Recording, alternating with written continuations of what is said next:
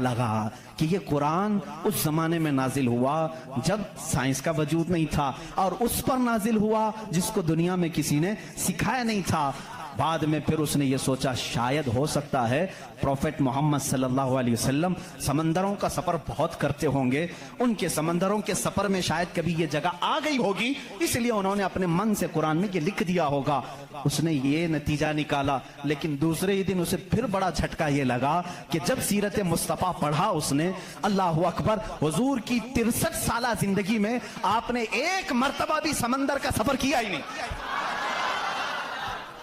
یہ بہت بڑا جھٹکا لگا کہ وہ محمد صلی اللہ علیہ وسلم کبھی پوری زندگی میں سمندر کا سفر کیے ہی نہیں۔ میرے عزیزو، اس بات میں غلط فہمی میں نہ آنا کہ وہ سمندروں کو نہیں جانتے تھے۔ وہ معراج کا سفر کرنے والا رسول سمندروں کو ضرور جانتا ہے، لیکن یہ حکمت الہی تھی کہ کبھی سمندر کے سفر کرنے کا اتفاق نہیں ہوا۔ اب اسے جھٹکے بھر جھٹکا یہ لگا جو کبھی سمندر کو گیا ہی نہیں، وہ اگر اٹلانٹک اوشین میں موجود ڈارک سپیس کو بتاتا ہے تو ضرور وہ اپنے پیٹ سے نہیں بتا رہا ہے، وہی اس کو بتایا ہوگا جس نے ڈارک سپیس بنایا ہے۔ یہی اللہ رب العزت کے وحدانیت کی نشانیاں ہیں، اس کے وجود کی نشانیاں ہیں۔ قرآن پڑھو، اس میں بہت ساری چیزیں جنہوں نے یہ انکشاف کیا کہ کچھ سمندروں میں ایسے اللہ رب العزت نے بنایا ہے، وہ بھی آپ کو مل جائیں گے۔ دو سمندر ملتے ہیں اور دونوں کا رنگ الگ ہے، ایک سمندر نیلا ہے، ایک سمندر پیلا ہے، دونوں کا ٹیسٹ بھی الگ ہے، ادھر کا میٹھا ادھر کا کھارا نمکین ہے، لیکن وہ بہت دور تک ملتے ہوئے جاتے ہیں، لیکن اس کا پانی اس میں نہیں آتا، اس کا پانی اس میں نہیں آتا۔ کیوں نہیں آتا؟ اللہ فرماتا مرج البحرین یلتقیان، مرج البحرین یلتقیان بینہما برزخ لا یبغیان فبأی آلاء ربکما تکذبان۔ اس رب ذوالجلال نے فرمایا ہم نے دو سمندروں کو بہایا ہے، دیکھنے والوں کو ایسا لگتا ہے کہ یہ مل گئے ہیں، لیکن ہم نے اس میں نہ دکھنے والی ایک ایسی دیوار بنائی ہے کہ اس کا پانی اس میں نہیں ملتا، اس کا پانی اس میں نہیں ملتا۔ یہ بھی کون سے رسول کی زبان سے اللہ تعالیٰ بتا رہا ہے لوگوں کو جو رسول کبھی سمندر کا سفر کیا ہی نہیں؟ اس رسول کی زبان سے اللہ نے دو سمندروں کے ملنے کی بات کی۔ سائنسدانوں، اب تو تمہیں ماننا ہی چاہیے کہ قرآن رسول کا اپنا بیان کیا ہوا کلام نہیں ہے، اسی کا یہ کلام ہے جس نے سمندروں کو اس طرح پیدا کیا۔ کائنات میں بہت ساری چیزیں ہیں میرے عزیزو، قرآن اللہ رب العزت کا یہ کلام اتنی ہی نہیں، یہ تو بڑی بڑی نشانیاں میں نے کہا، اگر اس کی معرفت، اس کی کھوج میں لگ جاؤ گے تو زندگی تمام ہو جائے گی۔ میں تو کہتا ہوں اللہ نے ایک بات یہ بھی فرمائی ہے تمہارے لیے، وَفِي أَنفُسِكُمْ أَفَلَا تُبْصِرُونَ۔ اللہ فرما رہا ہے تم ادھر ادھر نشانیاں ڈھونڈ رہے ہو، ہم نے تمہاری ذات میں اپنی نشانیاں رکھی ہیں، تم نہیں دیکھتے؟ تمہاری ذات میں ہماری نشانیاں ہیں، تم نہیں دیکھتے؟ اتنی نشانیاں ہیں، اس کے لیے آپ کو کئی علوم پڑھنے کی ضرورت ہے۔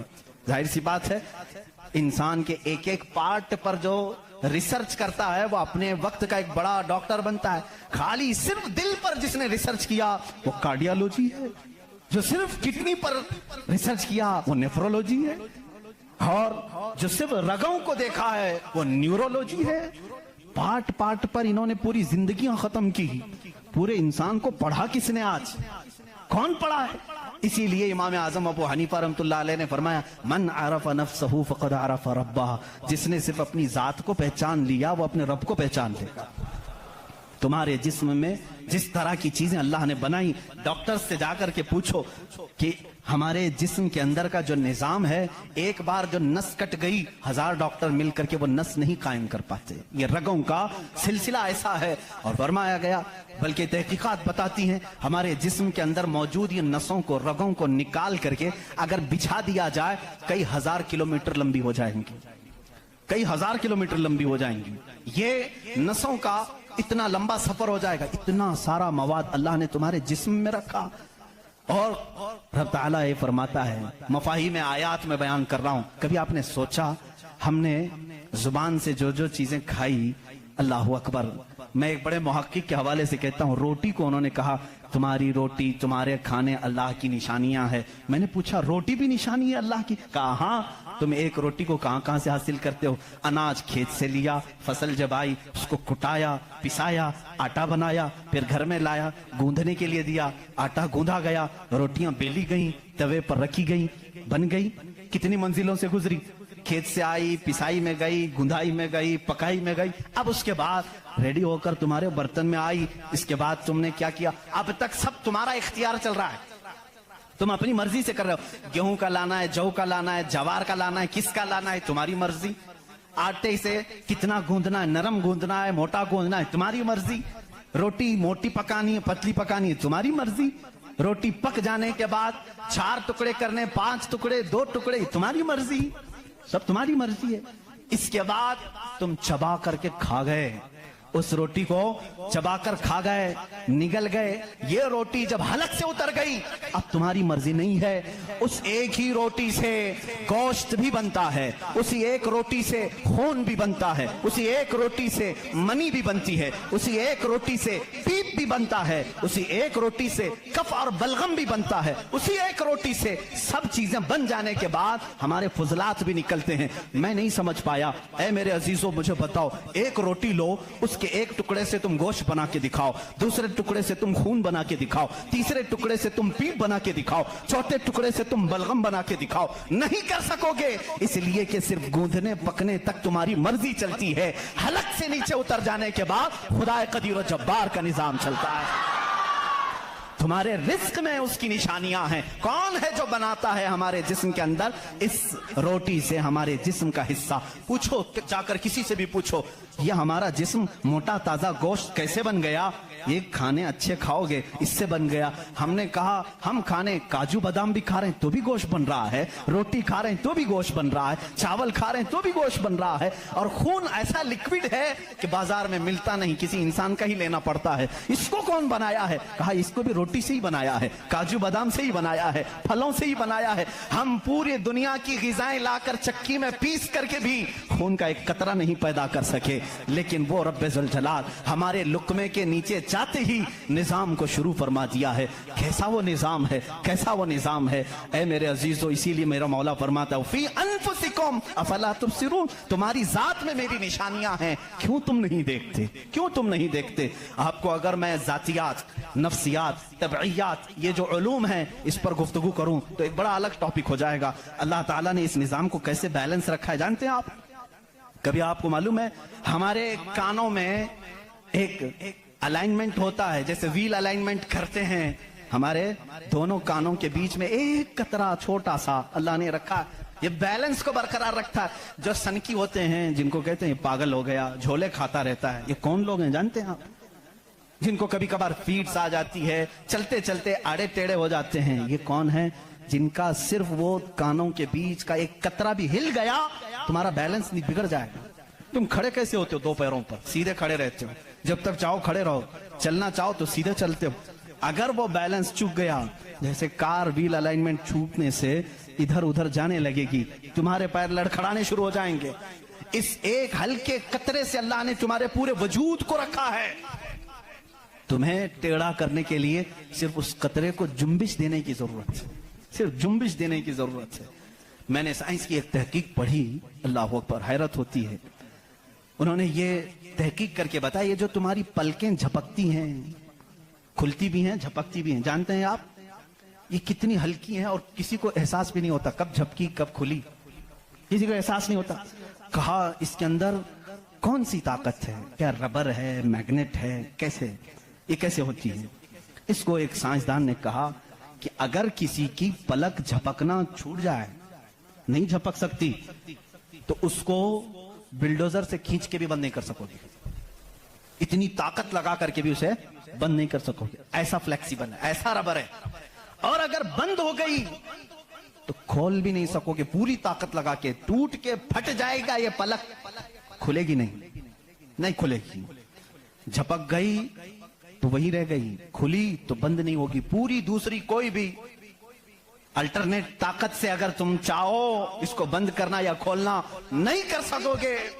उन्होंने कहा बस हमारे इन पलकों में अल्लाह ताला ने एक हल्का सा रबर रखा है जो फ्लेक्सिबल है और बगैर तुम्हारे चाहे भी ये हिलती है, बंद होती है। कहा कि अगर इन पलकों में ये झपकने और खुलने का मादा ये खत्म हो जाए, ये रबर, ये फ्लेक्सिबिलिटी खत्म हो जाए, तो वो इंसान पागल हो सकता है, बल्कि आंख न बंद होने की वजह से वो मर भी सकता है। वफ़ी अनफुसिकुम अफला तुबसिरून। हम इन तमाम नेमतों को समझ नहीं पाते, बल्कि दिन में हजारों बार झपकते हैं, खोलते हैं, एहसास नहीं है इस नेमत का। अगर ये बंद होना खत्म हो जाए या बंद हो गई, खुल ना सके, तो क्या कर ले जाओगे? कुछ नहीं कर सकोगे। बल्कि मेरे अजीजों, तुम्हारे जिस्म पर मौजूद ये रोंगटे, ये बाल भी अल्लाह की अलामत हैं, निशानियां हैं।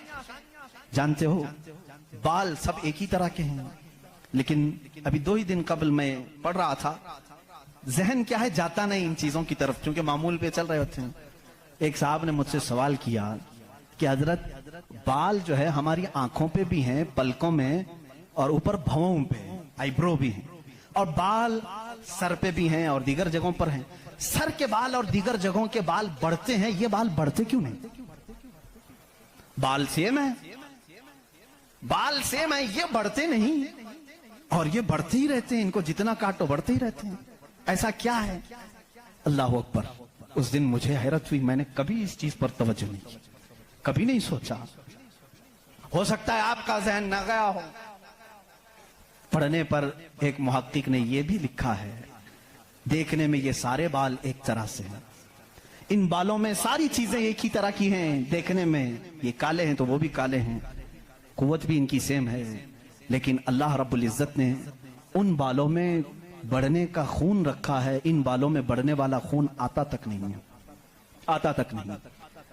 अजीजान गिरामी, उसकी ये निशानियां हैं बहुत सारी, इसकी तहकीकात फिर किसी मौके पर मैं अर्ज करूं।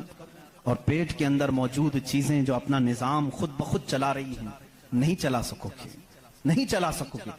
दिल जितनी मर्तबा ये धड़कता है, इसके अंदर जो प्रेशर है, कहा गया है ये जो खून को दबा करके जिस्म में फैलाता है, इसके मुतालिक साइंस ये कहता है इतना प्रेशर है कि दुनिया में किसी फवारे पे, किसी फाउंटेन में इतना प्रेशर नहीं होगा जितना दिल में प्रेशर है।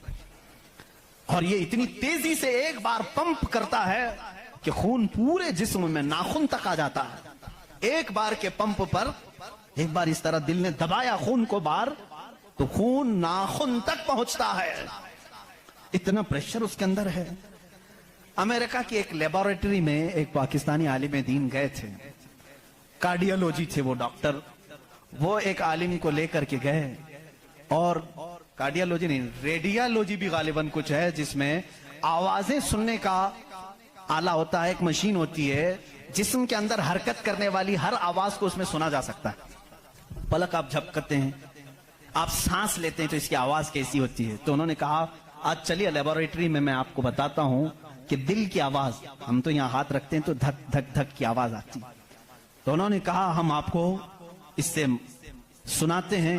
एयरफोन लगाए गए, बड़ी बड़ी मशीनें थी, हल्की सी भी वहां पर हवा भी आती तो उसकी जोर आवाज आती है। वो एक लैब है। ये आलिम दीन कहते हैं मैंने सुना दिल की आवाज। मैंने पूछा उस डॉक्टर से कि आपके हाँ हर आवाज का नाम लिखा गया है, दिल जो आवाज करता है इसका क्या नाम है आपके यहाँ?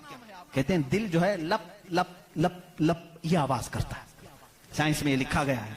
और मुस्कुरा है, कहा थोड़ी सी खता हो गई, बल्कि दिल कहता है रब रब रब रब।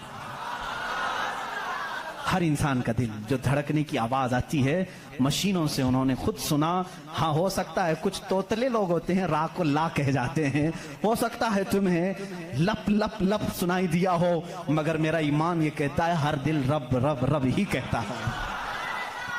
जो उसको धड़कन दिया है अगर वो दिल उसे याद ना करे, अजीजा ने गिरामी, कायनात की बहुत सारी चीजें उसकी निशानियां हैं, समंदरों में उसकी निशानियां हैं। आपको मालूम है समंदरों का इल्मुल बहर जिनको मालूम है, जो गौते लगाते हैं, वो कहते हैं जमीन पर जितनी मखलूकात है इसके 10 गुना ज्यादा मखलूकात समंदरों में मौजूद है। समंदरों में यहाँ जितने कीड़े देख रहे हो, कितने मकोड़े देख रहे हो, यहाँ जितने किस्म की मखलूकात आप देख रहे हैं, इसके 10 गुना ज्यादा मखलूकात समंदरों के अंदर है।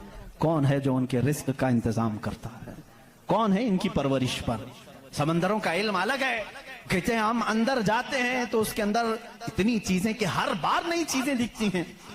और उन्होंने कहा कि कई लाख किस्म की मछलियां गिन ली गई, लेकिन हर बार गोता लगाते हैं तो फिर नए रंग की मछली नजर आती है। इनको रंग देता कौन है उसके अंदर? अजीजा ने गिरामी, समंदरों के इल्म में लोगों ने कहा इसकी गहराइयों में क्या क्या मौजूद है। کچھ باتیں تو عقل تسلیم کرتی ہیں، جیسے